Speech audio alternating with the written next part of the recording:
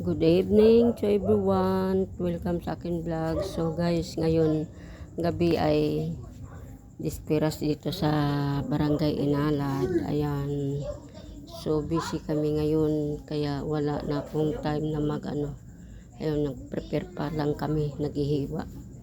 Mamaya ko na siya lalayusin tong lamisa.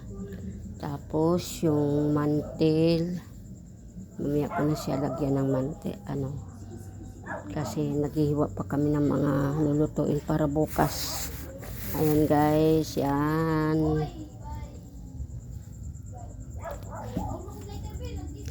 Naghihiwa pa kami para lutuin bukas. Lamas. Ayan.